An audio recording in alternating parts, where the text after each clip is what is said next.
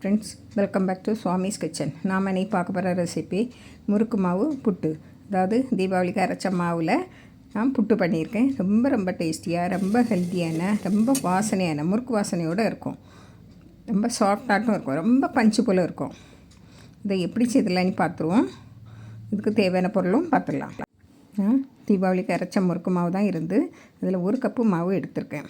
இந்த முறுக்கு மாவை நம்ம இப்படி புட்டு வேக வச்சு பாருங்கள். நீங்கள் ரொம்ப ரொம்ப வாசனையாட்டு நல்ல டேஸ்ட்டாகட்டும் இருக்கும்.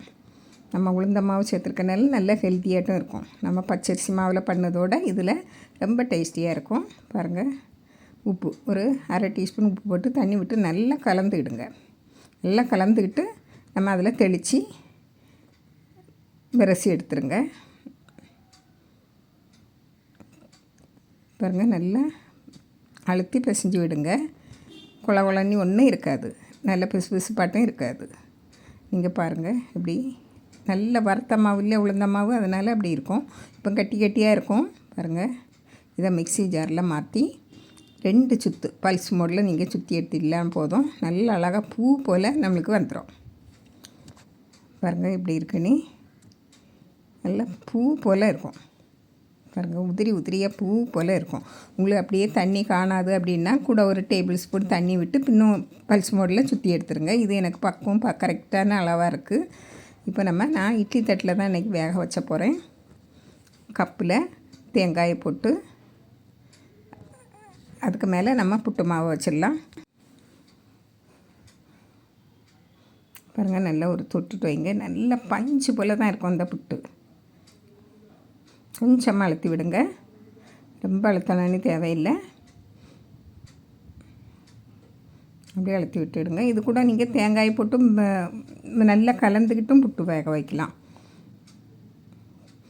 தேங்காய் சின்ன குழந்தைகளுக்கு நிறைய சேர்க்கறதுனால அப்படி நம்ம மாவு கூட தேங்காயும் போட்டு நீங்கள் கலந்துக்கிட்டு புட்டு வேக வச்சிடலாம். புட்டு குழலில் வேக வச்சிடலாம், புட்டு சிரட்டை புட்டு வைக்கலாம். எந்த வழியிலையும் நீங்கள் இந்த புட்டை வேக வச்சு எடுத்து சாப்பிட்டு பாருங்கள். ரொம்ப அருமையாக இருக்கும் டேஸ்ட்டு.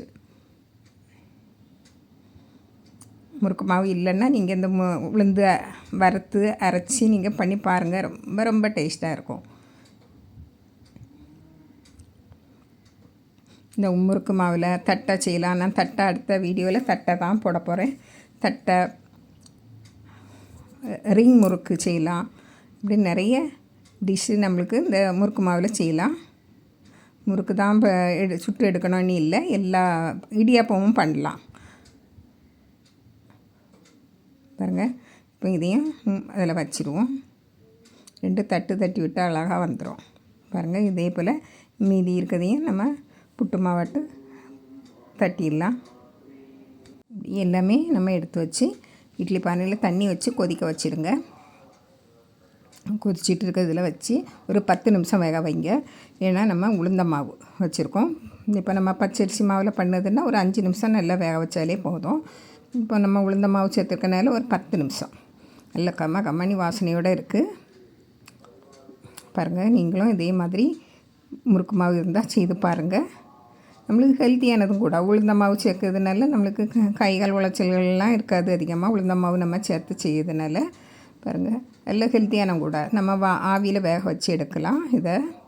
இதுகளுக்கு இதில் நம்ம உளுந்த முறுக்கு மாவு இருந்தோன்னா நம்ம தட்டை செய்யலாம், ரிங் முறுக்கு செய்யலாம், இடியப்பம் கூட செய்து எடுக்கலாம். நம்ம முறுக்கு தான் சுட்டு எடுக்கணும்னு இல்லை, இந்த முறுக்கு மாவில் எல்லாமே நம்ம செய்திடலாம். பாருங்கள், புட்டு எப்படி இருக்குன்னு பாருங்கள்.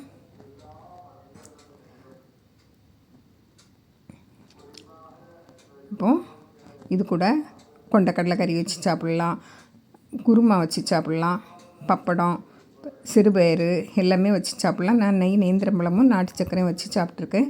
ரொம்ப அருமையாக இருக்கும். இதே மாதிரி நீங்களும் செய்து பாருங்கள். ஒரு நேரம் பிடிச்சிருந்தால் லைக் பண்ணுங்கள், ஷேர் பண்ணுங்கள், கமெண்ட்ஸ் பண்ணுங்கள், மறக்காமல் சப்ஸ்கிரைப் பண்ணுங்கள். தேங்க்யூ.